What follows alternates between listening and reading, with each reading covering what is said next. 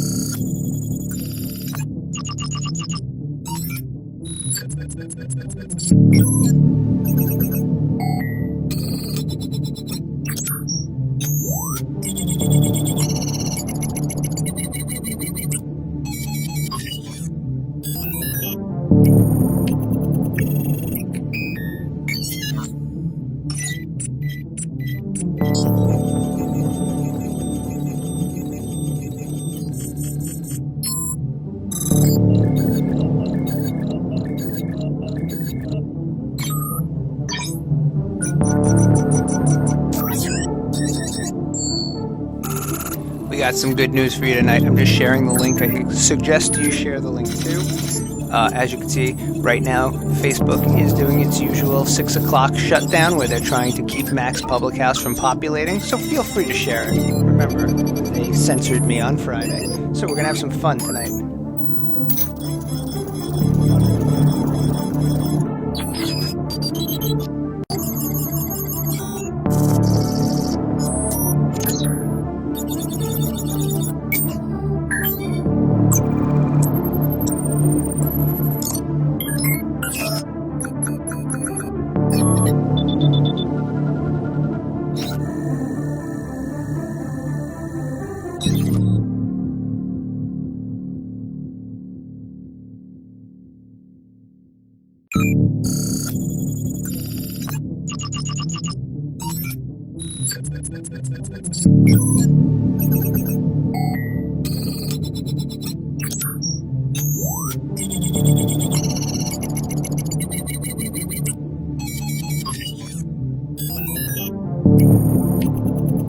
All right, you ready to do it? Let's go.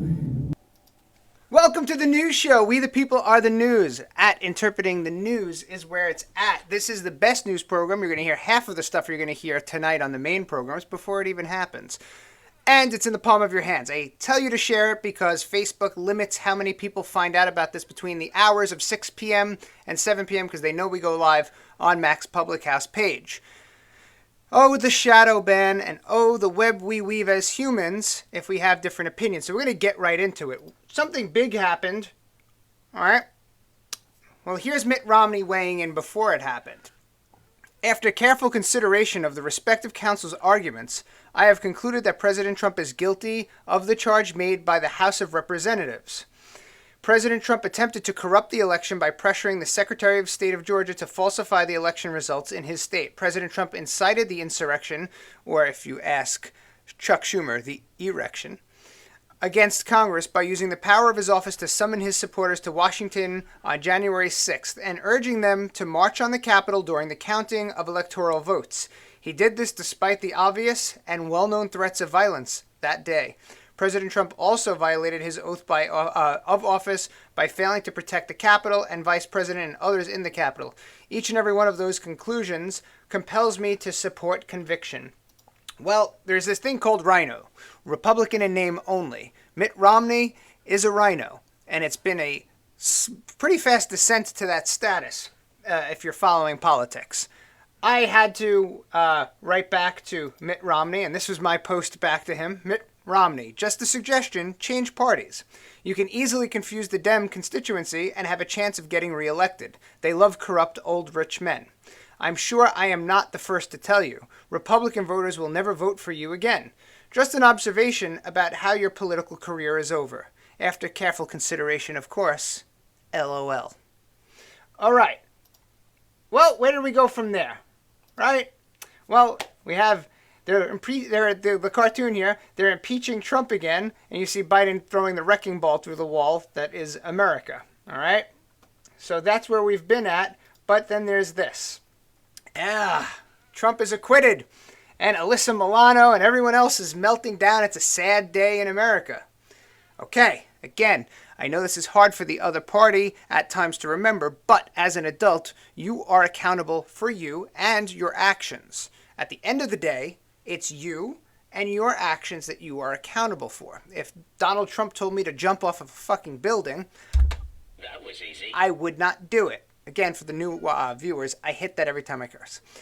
Okay, so even if he did it and he said something that you do not like, that does not give you the right to do what they did, and they did it before he even said it. The Capitol was under siege before that happened. So unless somebody had a time machine and went back to the past, and then went back to the future, okay? Unless Doc Brown is in the house and Marty McFly, I don't know how he can incite people, and they were doing what they did before he even said the comment that they always play. Of course, they leave out the one that's in the beginning where he always said peacefully.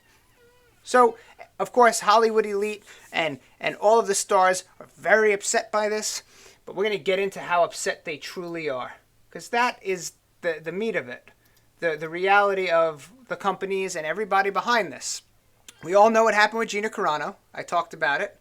I know my lighting is a little bright today, and for that I apologize. I'm playing with the lighting. So here we have people with different opinions at Disney. Now, if everyone remembers what scene this is, that we're watching, that we're viewing in picture form here, because God forbid I play a second of audio, they'll block my stuff like they did last week. Danya Dan. Everybody's getting clapped, as they call it, kids. So people with different opinions, and there's Anakin Skywalker killing all the younglings at the Jedi Temple with his lightsaber. Okay, so that's where we're at, essentially, and we're going to see how that company reacted to things. We said that the Mandalorian himself, he wrote some stuff that is comparing Trump supporters to Nazis and all that. That's been going on. So what would they do to somebody like this? They let the Mandalorian walk, but what would they do to somebody who wrote tweets like this? Retweeted, "I like it when little boys touch me in my silly place. Shush." Or James Gunn again tweets, "Photo shoot with Amalia whoever, Melissa Pizza, trying to maintain a semi-chub so that I'll look impressive in these photos. The Hardy Boys and the mystery of what it feels like when Uncle Bernie fists me." I could keep reading these because they're really disturbing, and I had to check, and according to The Verge, these are true. They're posted on The Verge. "The Expendables was so manly. I fucked the shit out of the little pussy boy next to me. The boys are back in town." What the hell is going on here? 3 men and a baby. They had sex. So who is James Gunn would want to ask? But we're almost there. Because Disney's a moral compass. Remember, the people that work very close hand in hand with China. The people that... and just by the way, for everyone's information, I am going live for a post show around 7:15 where I will see how many people actually come back. And it's going to be like a little post show. And I just want to do it to check Facebook's algorithm out, because we're going to have fun with them. I'm starting to figure out what they're doing, I assume. Okay, so about to vomit as I'm stuffed. And, like, you could go through all of these things. Let's see. I don't even feel like reading, but you could pause it, take a screenshot if you will, and go from there. Okay. So I have a question in here. When is the bar opening? There's court cases pending, Walter. That's all I'm going to say until Danny's on the program. I'm going to let Danny explain that out further because he knows obviously much more than I can possibly know about that. But it's a very good question, and the fight is still ongoing. And in the end, guess who's not open right now as everyone else is opening? Max, because the sheriff's department and everything else that's gone into it has left them at a place where they can still run the risk of being considered a public nuisance until all the legalities figured out. But the fight does continue, and we're going to have a lot more answers to these questions in upcoming weeks and days, and I will let Danny handle that. So back to Mr. Gunn. James Gunn of Disney fired from Guardians of the Galaxy Volume 3 over offensive tweets. Disney responded rapidly to reports of jokes Gunn made online, some a decade old. July 20th, 2018. Well, you'd say, well, good. You know what? They actually did something about these weird, strange tweets about sexual things with little children. It should not be on there, clearly. But they fired Gina Carano, for what she did. But are they going to do this to Gina Carano? Disney rehires James Gunn of Guardians of the Galaxy 3 after firing him over old tweets. March 15th, 2019. So let's go back and take a look at what that is. Hold on. Not the tweets. So we have 2019. Hold on. So what the hell did I do? All right. So 2018, he was fired. March 15th, 2019, he was rehired. Not even a year. Okay? That's how long it took Disney to make their move. Are they going to rehire Gina Carano for saying things that are factually true and can make sense? Actually, I don't know. I don't think that's ever going to happen. I don't think she's on the docket. But what happens when people get canceled, now more than ever, they get stronger. So to use an analogy I've been using for a while, and I think the whole internet's been picking up on it, I'm sure I was not the only one. Strike me down now, Darth, I'll be more stronger than you can ever imagine. So what's happening is the people that they're canceling are coming back 10,000 times stronger within the force of the people that won't stand for it. So it's very interesting how it's backfiring. One would venture a guess that this is going to keep happening, and Gina Carano is now a producer. But let's see what James Gunn had to say. March 15th, 2019, I am tremendously grateful to every person out there who has supported me over the past few months.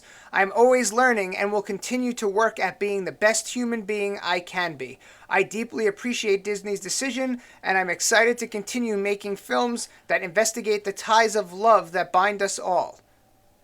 Is that to the tweets of little children? I don't know. I have been and continue to be incredibly humbled by your love and support. From the bottom of my heart, thank you. Love to you all. So he stopped tweeting after the tweets came back to bite him in the ass. That was easy. But it's funny how the virtue sending continues. The virtue sending is, we won't accept this horrible, we're a private company, we won't accept this horrible tweeting behavior and these very disturbing comments. And then after a few months pass, it's, we wildly accept it, the moment has passed and no one will ever know that we rehired this person back because he's a producer.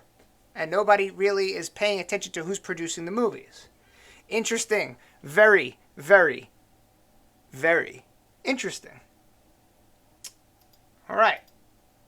But you see what happens now is we start a moment in time where everything that is done that is stupid will have a revenge tour and a precedent set that will directly affect the people that are doing it. So when the Democrats and everybody is pushing to impeach Trump after he was not even in office, it sets a precedent that when the Republicans, as early as 2022, take up the House and Senate, right, that they will be able to impeach Kamala Harris. So this was Senator Lindsey Graham's quote. I don't know how Kamala Harris doesn't get impeached if the Republicans take over the House, because she actually bailed out rioters, and one of those rioters went back to the streets and broke somebody's head open. Well, it's very easy if you can critically think, process the information, and you are able to get the actual news. But the suppression, as you see, my views right now are at, according to my dashboard from what I'm allowed to see, are right now at this moment 11, 8, it jumped up to 20.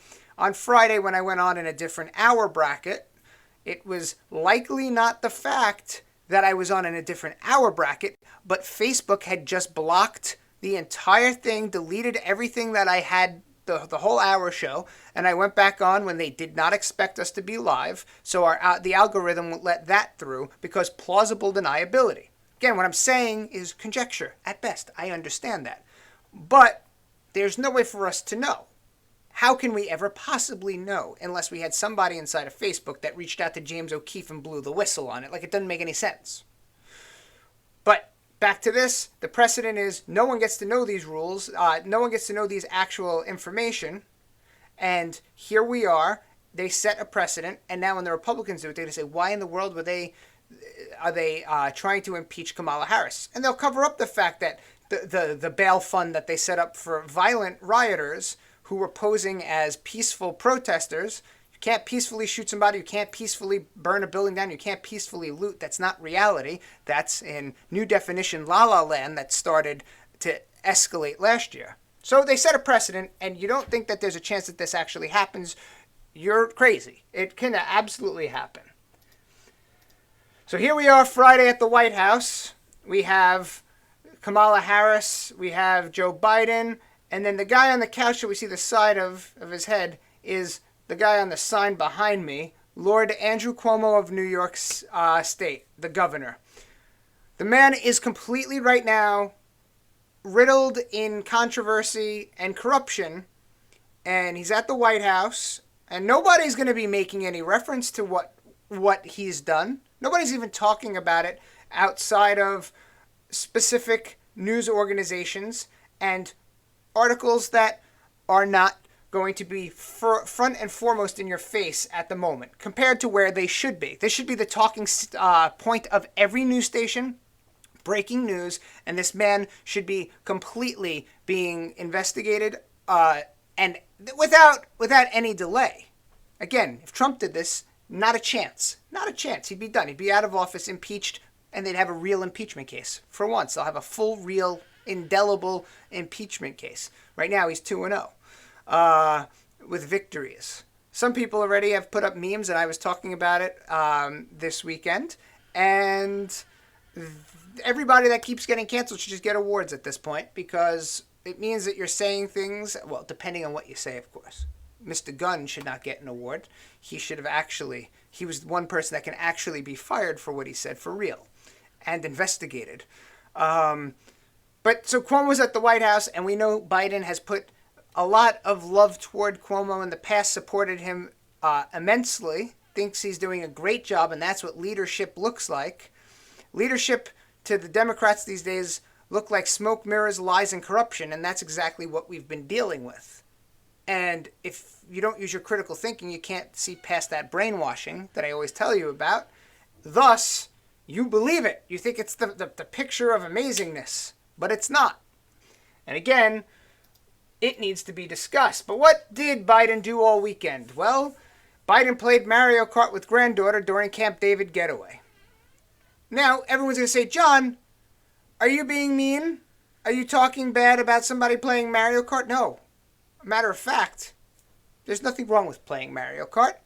The only issue is this is from a man and a party that completely lost their mind over and over and over again about Trump playing golf. But the only difference when Trump was playing golf was he was signing peace deals in the Middle East and doing a bunch of other things that, of course, many people were offended about, but were America First policies. So, my man, you're getting your job done, this thing called recreation, and it's okay. Biden, however, he has to be judged a little bit for going to play Mario Kart because the pandemic's still going on. He came in and said he knew what he needed to do to fix it, and he proclaimed that he would cure cancer if he was president. He's likely only got one term to do it. After all those executive orders, maybe he needed to throw a red shell or two. I couldn't tell you, but when everybody is critiquing Trump for playing golf, I guess it's our turn to critique him for playing Mario Kart when there's a lot of things that can be done in this country. But of course, the longer he actually has to do these things, he'll probably do the opposite and affect America in a bad way. So maybe Mario Kart's good. All right, so let's continue on. New York finally certified Claudia Tenney as the winner of House race over Anthony Brindisi. Okay, so why was it taking this long to get this certification in and let this person go to the House? Well, that's an interesting question, you might ask. Yes, she won by only a handful of votes, and she's a conservative. So let's go dive into this article, okay? Brindisi, a Democrat, has promised an appeal from state Supreme Court judges' ruling over disputed ballots. Okay, we're into the ballot disputing again. Interesting. Very peculiar. As the losing candidate in a state-certified election, Brindisi has also 30 days from Monday to request a manual recount from the House of Representatives under the Federal Contested Elections Act. Brindisi said last week that a full audit and hand recount of ballots is necessary to ensure the public trusts the final election results. What? Didn't this party say that the elections are perfect? But because they lost? Wait, doesn't that not make sense? Didn't somebody in 2017 also try not to certify Trump as the winner? But that's an anti-American act that incites insurrection? I'm very confused. It's very, very peculiar. So Tenney, a Republican from New Hartford, has asked to be sworn into office as soon as possible, even if an appeal recount is pending. Well, when do they make the decision? Here we go. They make the decision. It is up to one Nancy Pelosi. It will be up to House Speaker Nancy Pelosi to decide when Tenney should be seated. Pelosi's office and the House Administration Committees had no immediate comment on Monday. So I'm confused. Is disputing elections okay for one party and then not the other? Should we get rid of it completely, or should we fix the entire system so there can't be a dispute? Because when the quote was used, and I'm going to go right back to the quote that we saw in this article, Brindisi, Democrat, said last week that a full audit and hand recount of ballots is necessary to ensure that the public trusts the final election results. New York has been counting votes literally since November. What in the world is wrong with this process? It's got to be completely messed up if we still don't have it. And now it goes to this person to make... Oh, no, that's the next category. This person to make the decision. And that, we know, after we saw her meltdown after the Trump acquittal, that she banged the podium and she was very, very angry. And everyone messed up. And they didn't have the gatistas to take care of it. I don't know. I don't know when we get an actual, real, true to fact idea of what's going on in this world. Again, I don't know if Brian Huey's listening, but yes, again, there will be discussion on the bar. Right now, New York State is trying to prohibit the bar from opening because that's what New York State does. They try to squash the little man in every situation. Okay. But again, I'm going to have Danny speak to that when he's on the show, which probably will be this week. We got to just set it up. So, here we go. Europe's oldest person survives COVID just before 117th birthday. Okay? A French nun who is Europe's oldest person has survived COVID-19 just days before her 117th birthday, reports the BBC News. Lucille Randon, who took the name of Sister Andre in 1944, tested positive for coronavirus on the 16th of January, but didn't develop any symptoms, which again states the fact that we know it goes around silently amongst many people. But now, since we're a walking hypothesis, right? Everybody can possibly have this at some point. You wouldn't know unless you got your blood tested. You may have had it months ago. The immune system is a wacky thing, and if we could only know it to be 100% accurate, our knowledge, we would have ideas. Because being that we think science is thought, hypothesis, and then a discussion and development on if that can be proven. And once they say you can't say that because the science doesn't support it, that means the science has stopped working and it's just become a block of cement. Because watch where we're going to go with this story. Because this story is a very fucked up one, and I have to curse because it's really disturbing to me. Memphis surgeon dies of COVID-related illness weeks after receiving second COVID vaccine. Okay, let's get to the nitty-gritty. A Mid-South doctor has died of COVID-related illness. However, he never knew he had the virus, and he'd been vaccinated. Never once, and he had PCR tests that came back negative.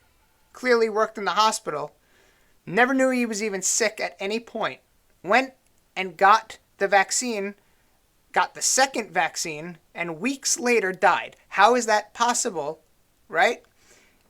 Unless he got COVID and then died of COVID afterwards, right? But that would mean the vaccine did not do its job, but we're going to get further into it, okay? So, Williams, an orthopedic surgeon for Ortho South, died February 8th of multisystem inflammatory syndrome, or MIS, a condition usually affecting children and attacking the immune system. The immune system attacks the body in many ways and causes multi-organ system failure. It affects the heart, the gastrointestinal tract, and other places.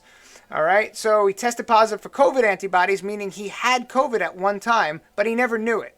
So he had COVID, and it was not an issue for him. It was just like a regular day, singing in the rain. Then he got his second COVID vaccine just weeks before his death. After rumors of the vaccine contributing to his death, Williams's family allowed those who treated him to do the unprecedented, speaking out about his condition. Okay, so now we're going to get some actual facts from other doctors. You got to follow this because it's very, very, that's right, Charles, hashtag trust the science. Okay, it does seem to be, in every case we've seen so far, to not be related to the virus itself. Okay, so it's a post-viral, sometimes a few weeks later, a post-viral effect, not during the first part of it. We asked if the vaccine could not be a protector against this because Williams had already been predisposed to COVID. So they're saying it can't be the virus, the vaccine, and guess what? I agree. It's probably not anything to do with the vaccine directly. It has to do with the virus. But we're going to get to that because my hypothesis is fucking gold. That was easy. All right, so we asked the vaccine could not be... if the vaccine could be... he already had it. Okay, it's a very important question, all preliminary. So it's all preliminary, and that means that it's a study. So you could take my hypothesis and bring that to the table because it's going to be, like I said, it's a pretty decent one. We are working with the CDC to see how vaccines can play in all directions. We don't have any data to suggest the vaccine has any effect in either direction. There's no data. That doesn't mean there won't be data, and that doesn't mean data will actually come forward. But again, hypothesis is key here, and I'm going to tell you why. Health officials are meeting daily to study the rare case, but they're still spreading the message that everyone should be vaccinated. Before I go off, let's see. All right, so it's a way to avoid this rare, albeit terrible illness to get the vaccine. The way to avoid it is to prevent the infection in the first place. True, I get that. You don't want them to ever have to have the infection. He would want this out there and the facts. He would want the true facts out there and to have an effect to save other people. And you certainly hear his voice in this by saying, get your vaccine. We're told the exact cause of William's death has not been determined and an autopsy is still pending. Okay, people. Now we're going to have a little discussion about my hypothesis. This person, unfortunately, had COVID, but had the luck of not having any symptoms. There is, in my belief, and somebody please from the CDC come talk to me about it, that if you have zero symptoms and your body beats it the way it beats it, your immune system said, cool, we got this under control. We never even had to make symptoms. We rocked it. It's done. Zero symptoms. Then you go from one shot, and then you create your cells are told to create through mRNA to create a response to spiked proteins. So the messenger RNA will have the DNA create all of this stuff. The camera will be back in 3, 2, 1. So here we are. He gets the first shot. His immune system goes, wait, we already handled this, and we know we handled this. How is it back? So it simmers it down. Everybody knows in the mRNA shots, the second one is the one that has much more mRNA information in it to trigger the body's response and to finish creating the spiked protein antigens, let's say. So you get the second one, the immune system that now has already beaten COVID by itself. The person didn't even know they had it. All of a sudden goes, wait, this was here 2 weeks ago. It's back again, and there's more than ever. Storm the gates. This is my hypothesis. Now the immune system thought it won, it came back, thought it won, and now it's like, we're messing up, we're missing something, and then, I'm not going to say this word right, cytokine storm, that's where that would be initiated, because now the body's going into a full fight, and the immune system is attacking the body, because it doesn't know why it keeps coming back. And there you have why you'd have this inflammatory syndrome show up. That is my hypothesis, and it's a damn good one. And I'm not just saying that, tooting my own horn, but if I'm going to hashtag, as Charles wrote again, trust the science, or hashtag follow the science, I'm going to actually let science play out, which is there's an experiment, there's a hypothesis, there's the information, there's the conclusion, and unless, again, somebody has a time machine, we are living a trial right now on a main on a very big main highway, which is the world. There's not a 5 to 10 year phase trial going on. There was like a phase 3 trial in 5 days. Okay, so yeah, we're going to find stuff out, and it's only normal we're going to find stuff out. And again, there's a risk in taking it, and saying there's no risk is crazy. And you have to weigh your living situation. You have to weigh, if you're older and you're generally healthy, you have to weigh it all out. And if you're very old, I suggest, hey, this is probably best that you get it. I would respect that decision. It's different for everybody. But in this case, this man, by the time we actually have an answer, we don't even know how many millions of people will have had the vaccine. We're doing 1.6 million a day, I believe, in the U.S. So how much do you get done before this autopsy, before they play it out, before it happens to somebody else, and then they're like, you know what? It's starting to happen more and more. It's more and more happening. Because remember, the trial for these were in the beginning when people were very socially distanced, when they had masks on. All the lockdowns in the whole entire country were pretty high. These people got these vaccines before they ever were predisposed to really having the virus or being around the virus all the time. So we're going to run into stuff that's completely different now that people are getting it at the year mark. Take my hypothesis and run with it. I want somebody to actually investigate it. For reals, not for fake. So what else do we know? Well, there's now a new mammogram guideline for women recently vaccinated for COVID-19. And you say, how is there a new guideline? And how did they not know this was going to happen? Well, the trial is now. We're living the trial. So if people were to develop horrible sickness or a likelihood of being predisposed to getting cancer in 5 years, we won't know until 5 years because there is no trial and it's across the world. Everyone's getting it. And again, get it, but don't be unwise to think that there is no consequence to get it. Figure it out on your own time. You should not be forced to.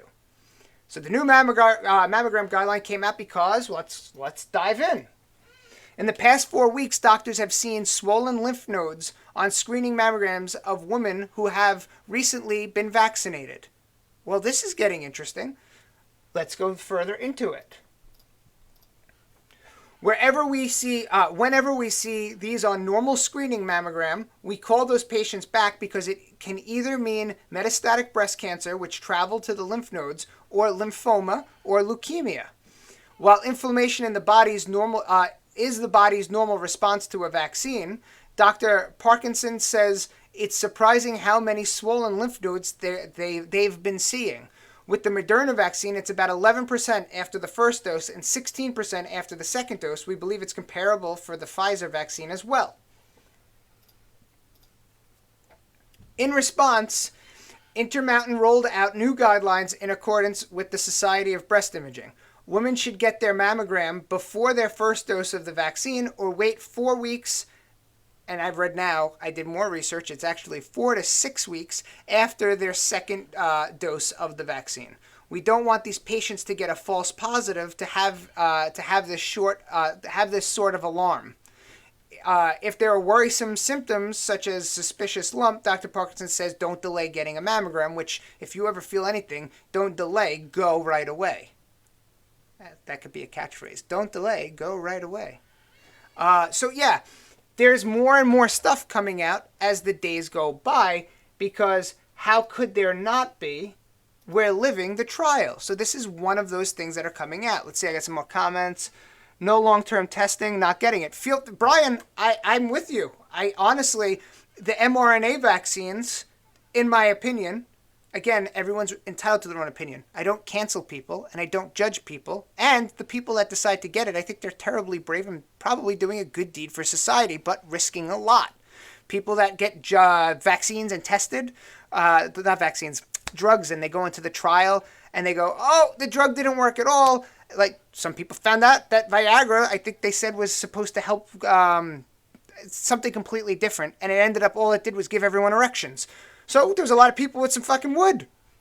And that was what happened at that point. So it also could have been, oh, this didn't do what it was supposed to do. P.S. You have lymphoma and you're dying. That is a possibility. So when people go into these trials, they're doing a very good thing for society.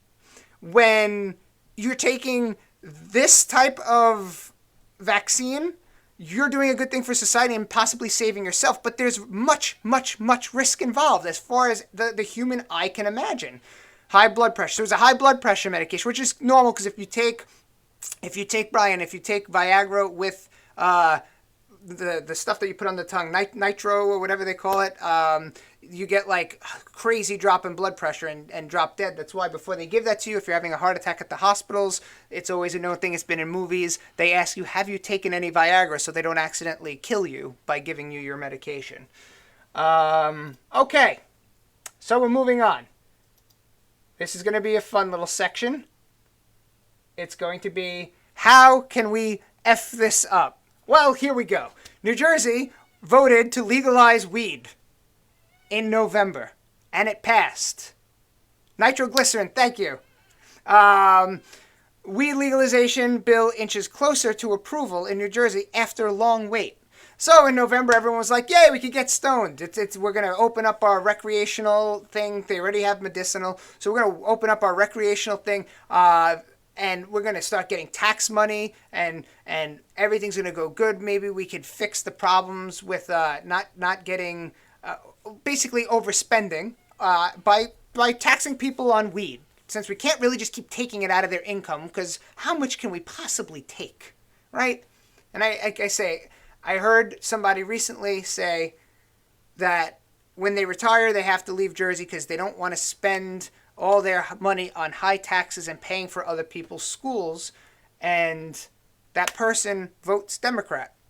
And I didn't want to have any discourse with them at that point because it's pointless. This is their opinion. But if you vote Democrat and you live in a high taxed area where it's only going to go up, and that you're going to leave because you don't want to pay for other people's stuff, that means you really don't support your movement. And that's hypocrisy. That always freaks me out. And that's the problem, where everybody's, by the way, leaving their state because of the high taxes and they can't deal with it, and they're moving to the South where there's no income tax at the state level. And then they vote Democrat, and they're going to ruin it for everybody that doesn't want to pay taxes in the state. It's crazy. It's literally a labyrinth of insanity, and it makes my brain hurt and quiver with disgust. But back to New Jersey. So it's inching closer to approval, but let's get to the numbers, right? Here's the number. New Jersey cops have arrested 6,000 people for weed since the voters passed a ballot to legalize it. And what happened during this holdup was people in the government were asking the cops to kindly not arrest people for marijuana because they're working on it. The cops are like, what do these politicians do with their lives? The law is the law. We're going to arrest people until you change the law. Plus, let's be honest, we all know somewhere cops have quotas to reach, and they find somebody smoking some weed, they're going to try and use their summoning power to or arresting, or they're going to follow the law. It's their job. So it comes down to inefficient governing, which seems to be a key for the Democrats. Well, just lie about the nursing home numbers. What's it matter? They're dead anyway. That's the Cuomo approach. And then you have, just please don't arrest people as we figure out how to make weed legal. So let's go into the article. New Jersey voters approved a measure in November to legalize recreational marijuana. More than 3 months later, Governor Phil Murphy still hasn't signed a bill to make it happen. And in the interim, thousands of people have been arrested on cannabis possession charges. The purported holdup has been Murphy's concern that the proposed law hasn't specified uniform penalties for underage users. This week, State Senator Cruz Perez and State Senator Scolari introduced a, quote, cleanup bill to address Murphy's concerns. It provides for light penalties for underage use. It discourages police from making arrests by making the process, what do you call it? I can't. One Rousley? I can't read that word. You'll run into that sometimes. I read pretty good, though. So it also creates a 26-person task force to review underage marijuana consumption. Because task force. Right now, they're trying to push making a 9/11 type commission for white supremacy and white nationalists. Don't know how, don't know why. But this is the ineffective world we live in of governing. Here we are.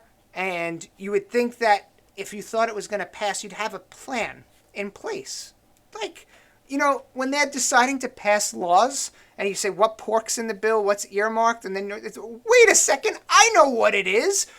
Here's a 7,000-page bill. Sign it tomorrow. No one's reading that. Where did they get that from? They're prepared, all the special interest groups, to shove shit down me and your throat.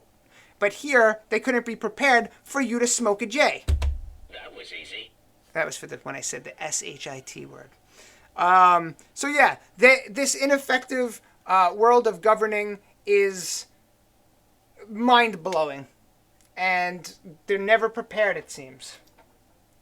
Interesting, right? All right. So a video posted to Instagram on Saturday shows a snow barrier built by protesters outside of the Seattle Police Department's East Precinct. Antifa blocks Seattle police from responding to emergencies by building a snow barrier in front of the precinct. Then they claimed to have a snowball fight, and when the cops were trying to shovel it, of course, scuffles broke out, and they kept chanting peacefully protesting, because if you say it, that's what it is. I'm peacefully punching a hole through the wall. It's a very peaceful thing to do, because I said it. We live in a world of madness. Showed you the apple, you have to call it a watermelon, or you're canceled. That's the world we live in. Done with it. Also, there was a Black Lives Matter protest that happened on Friday. I did not send those images over. I did not, as I was doing my airdrop of my images I've procured for this episode, I did not get it. But there was about 100 people in Midtown Manhattan marching, and then they saw a photographer for some form of media, and someone said, I recognize that photographer. He's a cop. Then there was a clash with police. 2 police officers got hurt. There was arrests made, and they proceeded to beat the shit out of the photographer who was there just documenting this peaceful protest. And there's pictures of him all bloodied and stuff, and he chose not to press charges because he's probably really woke and thought that getting beat up was a very peaceful thing for him to do. I can't roll my eyes any more than that. That's just it. I just have to look at you. Rolling the eyes is too much at this point. So, yeah, this is all still going on. But breaking, Minneapolis to spend $6.4 million to hire more police officers after residents experienced longer response times and an increase in violent crimes following the defunding of their police department. Oh my God. Can I roll my eyes anymore? What do people think are going to happen when crime is there and there's no police and then it goes up? Who's responding to it? Words somehow elude me to this form of stupidity we're seeing. And I'm sure the protest will be Minneapolis has agreed to be white nationalist racist because, everybody wants police. Why would you not want police when this came to my watch the other day? 4 stabbings along the A line may be related. That's great police work, Citizen App. Of course they're related. Everyone's getting stabbed on the A train. The likelihood of it not being related in some formal way is about 1%. Please. The NYPD will be deploying an additional 500 officers. Wow, you put 500 officers out there, NYPD, smart. But what happens if you didn't have 500 officers to put out to look for this person that was killing people? You, I guess, would just say it would be racist to stop this man from killing people and having police officers. I don't know. To patrol the subway after a series of attacks that left 2 dead in a 24-hour span. Also, I always like to let this question ring through people's ears that support the defunding of the police and less police. Are you willing to be on the A train and get stabbed in the name of your movement of not having police? Or would you want somebody to protect you? Because we all know you don't want to be able to have your own weapon with you because weapons are bad. So the guy who's a serial killer at this point that wants to stab the shit out of everybody for riding the A train, he's allowed to have a weapon. You're not allowed to have a weapon. And you're not allowed to have police to be called. And also, if you did, you're racist. And if you want a weapon, you're racist. And full of, I don't know. It's so hard to follow the logic because there is none. It's all nonsense dribble. But let's see. How did it develop? So, yep, the serial killer loose on the subway, cops say. Thank God we have cops is all I can say. Right? So here we are. And they, of course, thankfully, luckily, they caught him. He still had blood from all the people he stabbed all over his shoes. And the cops got him. Because the thing that's bad is bad police work. But to think that all police do bad police work is stupid. That's like saying everybody that peacefully assembles for their right are actually members of Antifa. And I did a little case study as a joke. I called friends of mine Antifa members when they supported stuff. And it was a complete joke. And the reaction I got was utter anger and pushback. And they were very insulted. But imagine being one of the 74 million Trump voters, and every day you're told you are a white supremacist, part of the Nazi party, and every other stupid catchphrase Don Lemon and Chris Fredo, little Fredo, and what the hell's his name? Rachel Maddow and what's his name? Anderson Cooper. You're bombarded with this. Everyone on Facebook believes it, and they believe everything they see on TV is true, but only on their channels, and they were programmed to think that your channels are bad and that you could only watch it if you are a white supremacist right-winger. And then, of course, as the Latino vote and the black vote grew more toward Trump, they went, well, they suffer from multicultural racism and whiteness. They're just making shit up everywhere they possibly can. It's completely mind-boggling, honestly, how these people make it through everyday life. Anybody? Bueller? You got anything for me? I'm probably going to download this entire episode and do it as a replay at 7:15. It's always up. I just want to see how many people jump in. Because that's the type of thing I do. Man, Facebook and their shadow bans. So anyone that's watching, follow at We The People Are The News on Instagram. Follow us, of course, here on Facebook at We The People Are The News. It'll be facebook.com / We The People Are The News. We will always be syndicating through Mac's Public House page as well. Okay. Defunding the police is happening up here in Canada too. Well, I don't understand. And so I have someone from Canada in here. And my question, Brian, would be, I saw what was happening, I believe it was in Montreal on New Year's Eve. The cops came and pulled family members out of the house because there was too many people in the house, and the neighbors allegedly called and ratted on them, which, going to Gina Carano, is exactly what happens. The neighbors start ratting on people, and they broke up a whole family party, arrested the guy, and I guess Canada right now is in a really bad state too, and you got Trudeau, who seems to really be about the New World Order stuff. I don't know. How do the police feel there? Because I mean, I know police officers, and a lot of them have issues with the way things are going. It's just, I feel like we're all in just the twilight zone at this point. If this is a simulation, as Joe Rogan would say to Elon Musk, we've really gone completely haywire. We've just gone off the reservation. It's very, very crazy. And in closing, I came across this gem. MTA worker caught having sex at rail yard while collecting overtime. A Metro North worker resigned last month after the MTA watchdog caught him having sex with a woman at a rail yard while collecting overtime, according to a new report. So I read into this, and the guy met with this girl several times, and one time they were with each other for something like 77 minutes, and they called it an impressive tryst. All I could say about this before I read my comments that Brian's throwing through right now is, they always tell you to work hard. This guy took it figuratively, and he worked himself to exhaustion. Okay, let's see what the comments are before we sign off. Remember, there will be a replay. I have to do it. I have to check the algorithm because it was completely different on Friday. It was mind-blowing. I started the episode with 50 people. My replay, my rundown, if you will, from the episode where they censored us. Yeah, they hate defunding. I agree. It's crazy, and they're putting all these cops in such bad positions. Like it's very nutty. The whole thing's extremely nutty. The government's really been crazy. So everybody follow us at We The People Are The News. Use your voice Do not be scared. Every minute you stay silent, you've already been canceled by appeasing the people that would cancel you for talking. So you already just might as well say something and get canceled at this point. Because the whole idea of being canceled, it's fucking stupid. That was easy. And follow us at We the People Are the News everywhere. I will see you tomorrow at 6 p.m. Yes, liberal government here. Yeah, it's everywhere. It's everywhere. It doesn't make sense. None of it makes sense. We suffer from collective crazy mental illness at this point. That's really what it is. Nobody will say it, though. All right, everybody. I will see you tomorrow. Tomorrow.